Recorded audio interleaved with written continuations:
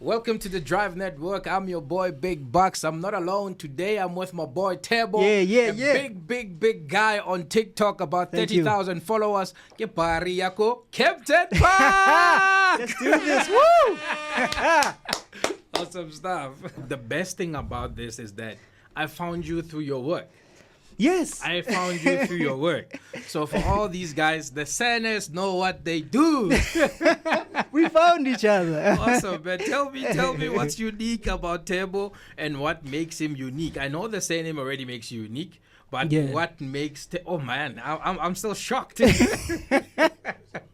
No, nothing really interesting. But what makes me unique is I help people make great decisions about purchasing cars in a fun and controversial and crazy way. You know, I'm a little bit shameless with it. I need to dime down on it. No. Yeah, but I'm a little bit shameless with it. But yeah, I just help people get the best deal, whether being reading their podiums or just helping them with options. Yeah, in any sort of way. And I like the fun aspect of it. And I think recently I've seen how people appreciate the content that you're giving. Yeah. And some have even given purchase leads. Yeah, for sure. So there's some business out there, right? So I think, take me back when you grow up. Did you always want to be a motoring influencer? Where do you grow up? What's the family setup like? And I think because you are also a Senne from where? Well, I don't have any roots going back to Rustenburg, but I was born here. Poking. Yeah, exactly. I was born here, Joburg boy, but family setup. I loved drawing from a young age. Primary school, one of the best in the school. They knew if they need something being drawn, no. You're the man. So yeah, that was me. I didn't know then, because I didn't know. Actually, then I didn't know when other kids were like police officer, nurse, blah blah. I mean, I just kept quiet because I didn't know what I wanted to do. All I knew was I could draw, and my favorite thing to draw was cars. My aunts knew, my grandmother knew, everybody knew. My grandfather had pictures of the weird things I draw on the fridge. Yeah, they scare me now, but yeah. You still have the pictures. Yeah, there's some pictures, and I'm like, nah, man, no human should be drawing stuff like this. But yeah. And then tell me, because I still got a bit of a bone to pick with some brands, particularly around motoring influencers like yourself. Okay. They're not getting the deals, right? But which car brands and endorsements that are you manifesting? Would it also be a petrol car, a diesel car, a hybrid, or full electric? I don't know. Manual, automatic, but which brands are you manifesting to endorse you? I would really like to be endorsed by BMW. I think that's my brand. That's my brand of all brands. Wait. There's too many similarities right here. BMW all the way. Maybe secondary would be Toyota. I don't mind Kia and Hyundai. But I think those four would. Oh, Suzuki as well, but Suzuki is more of just fun. I want to know. I want to know what makes them tick. Yeah. But BMW at the top of the list. And why would BMW be on the top of the list? Paravia Motor Works, my man. Everywhere, like the general petrol head moves from City Golf to Polo to Polo GTI to Golf to BMW, then to Porsche. So I don't want to skip those stages. Once you have a BMW, you're closer to Porsche. Oh shucks. Okay, I hear you. I have a different view. Look, I'm a through and through BMW guy, and I think you don't need to graduate to Porsche. I think you don't need to graduate. You're probably going to Porsche as a choice. What? But you don't need choice. To graduate. Where do you go? Where do you go if you don't go to Porsche? Tell me. No. You do go to Porsche, but it's a choice. It's not a graduation. It's a graduation. No.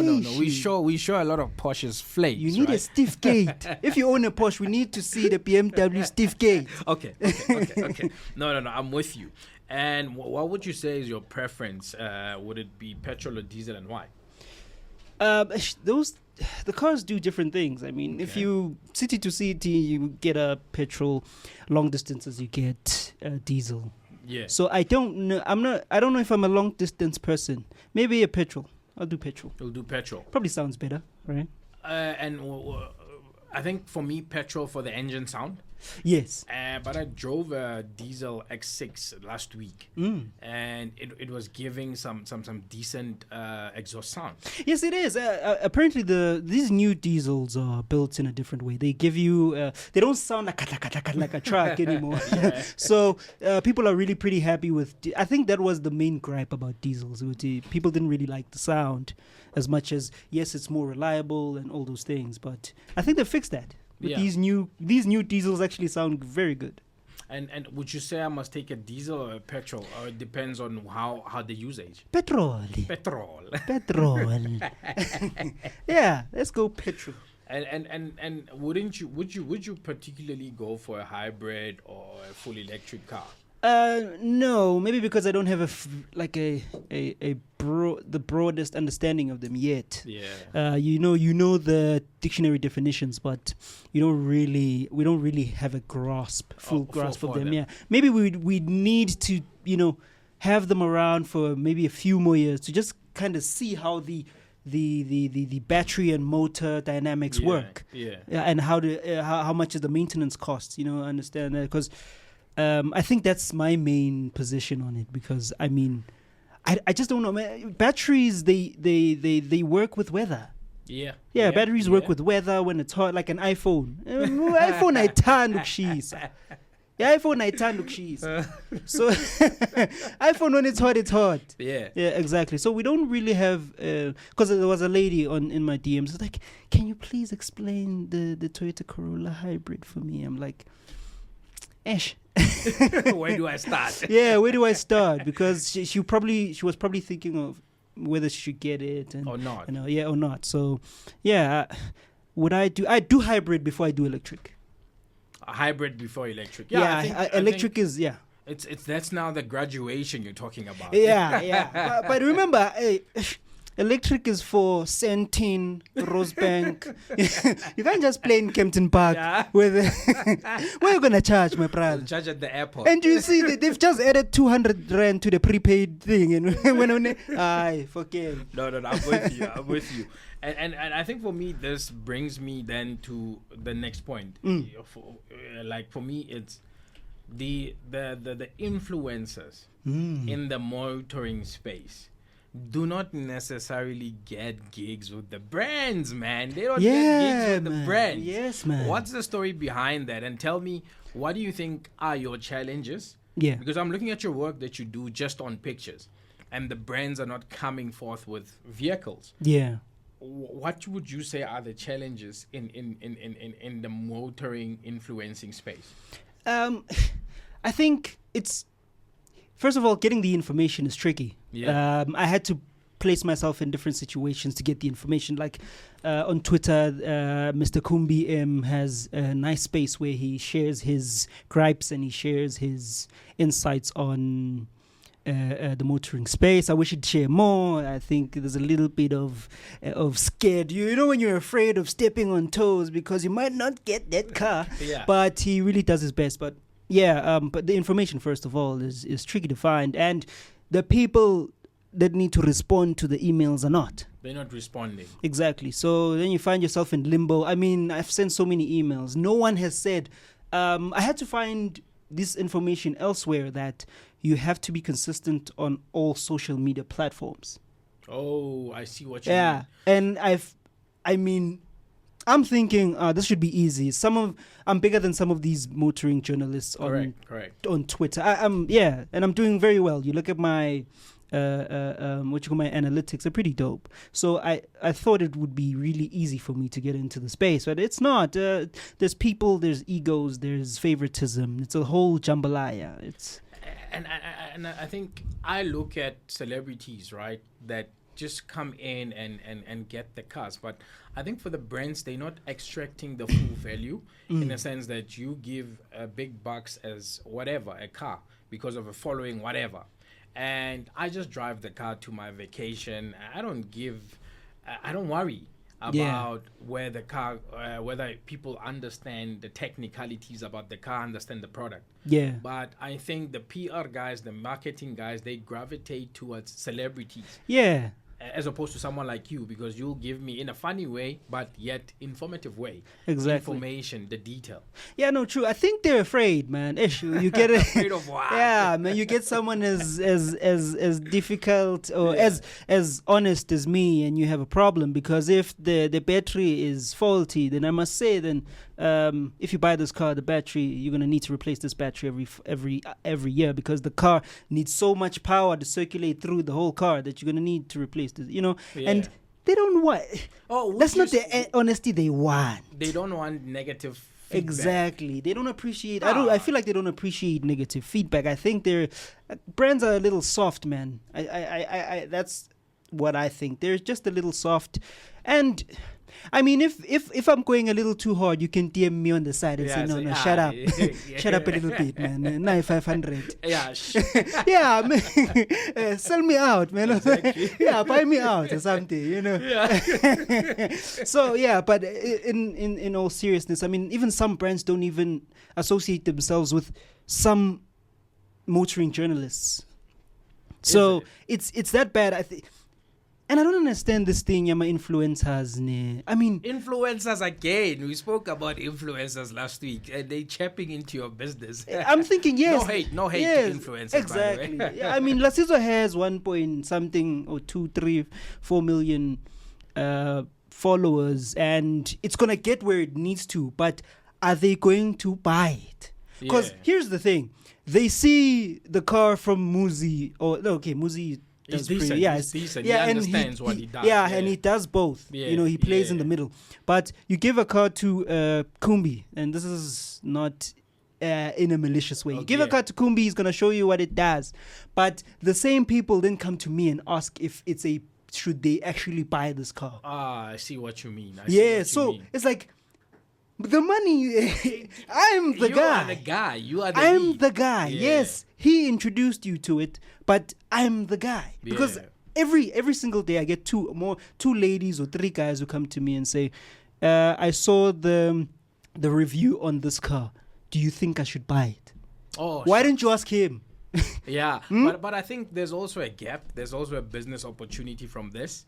I think it's more the packaging as well, to say, how do we then position a turbo in the market, to say, if they've looked at a review, how do we turn that expert advice into a sales lead or something like that? So I think maybe a gap there.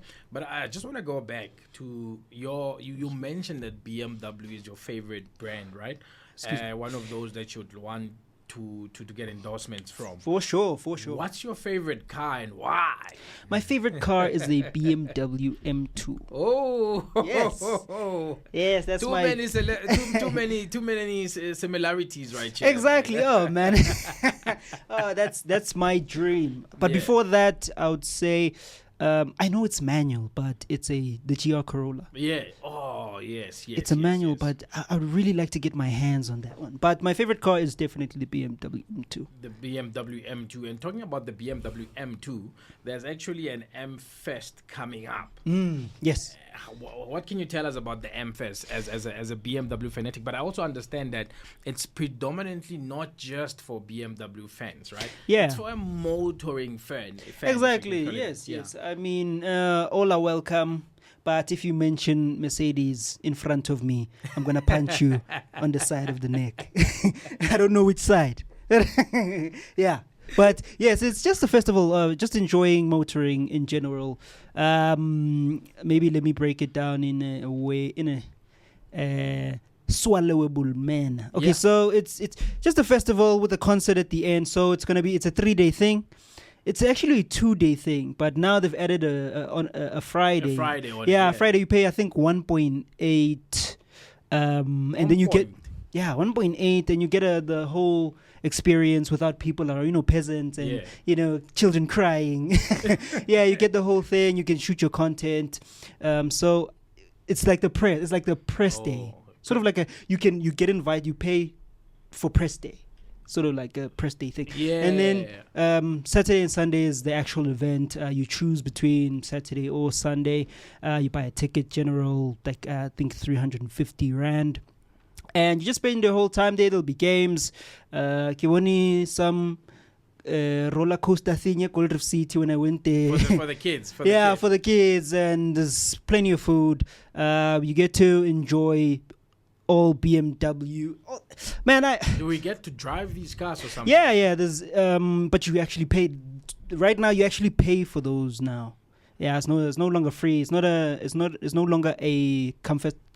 In first come first serve. Yeah, on a first come first serve basis. So now we're there. I think the price of the M Hot Lap I think is 300 Rand, and then the drift ride is 450 if I'm not mistaken.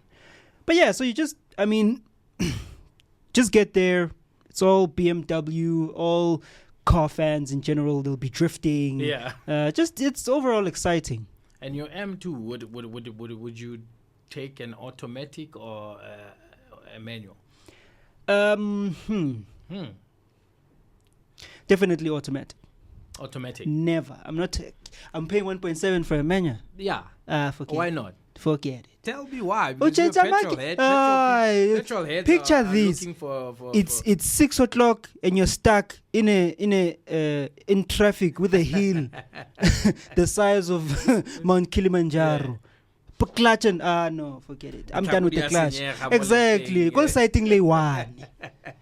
And ke Gucci. Call sighting lay one. Now people about shebile bara.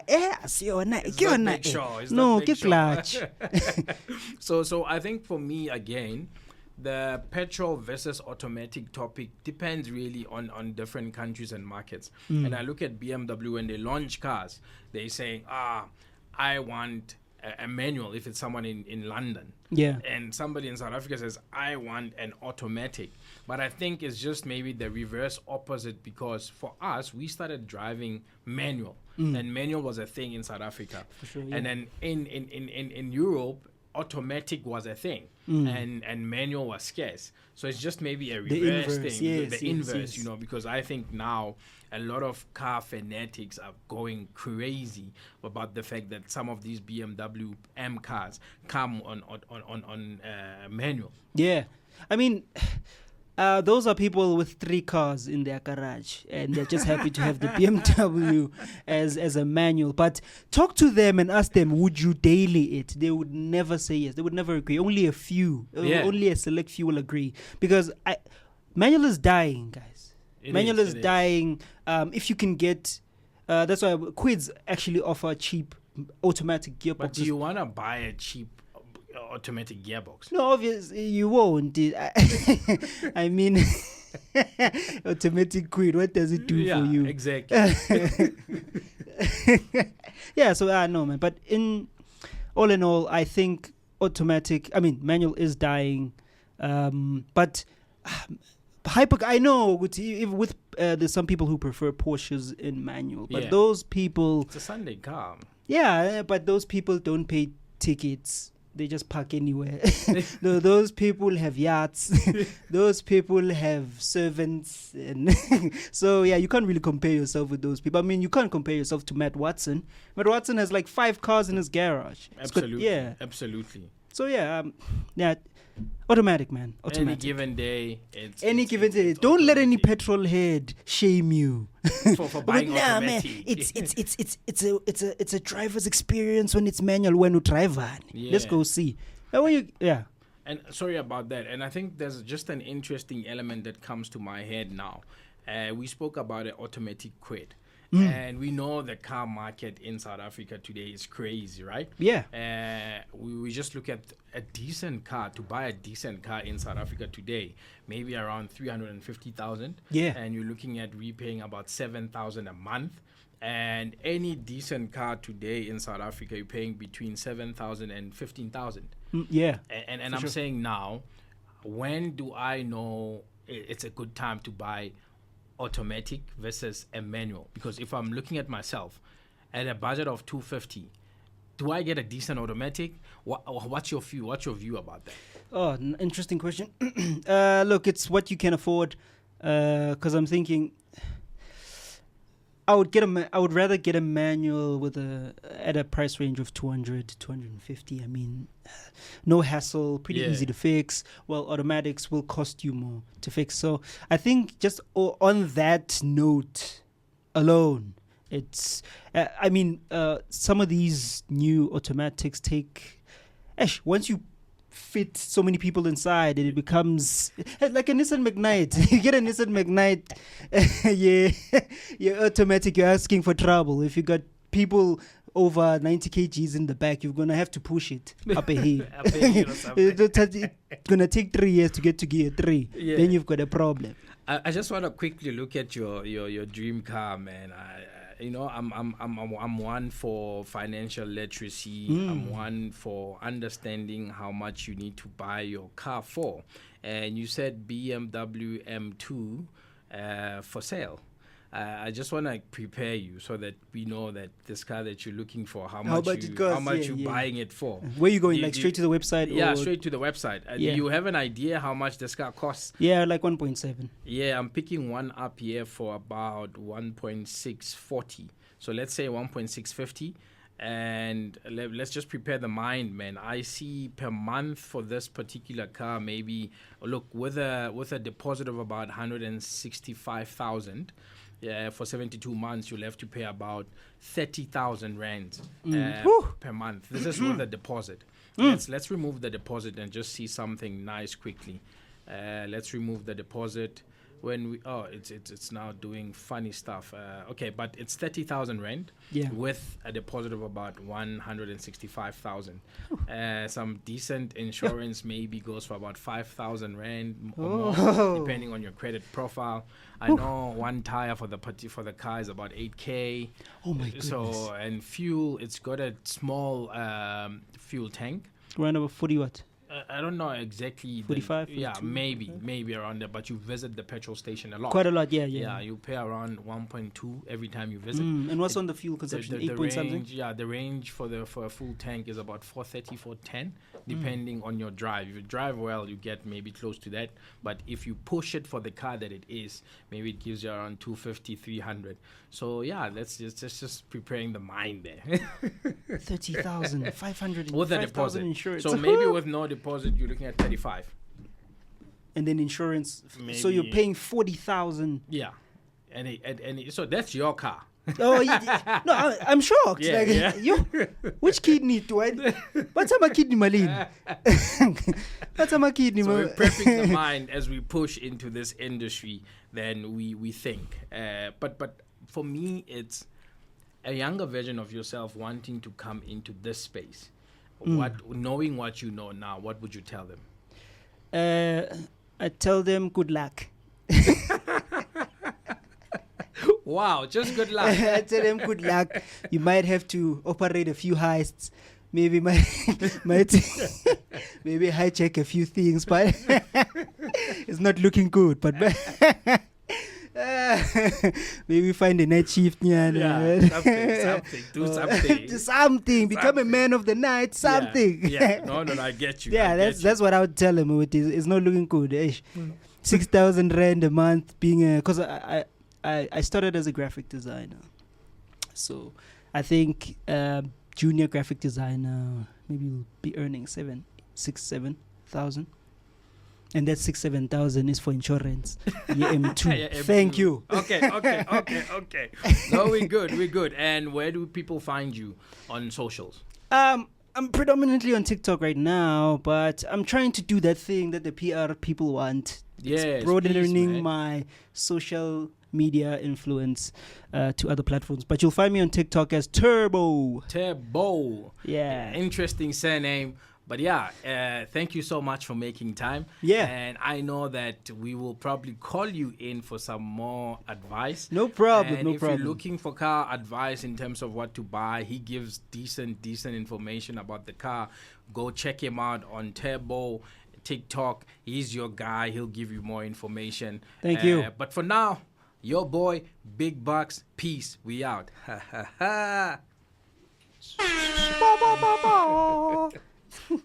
This is Bogart Man Radio.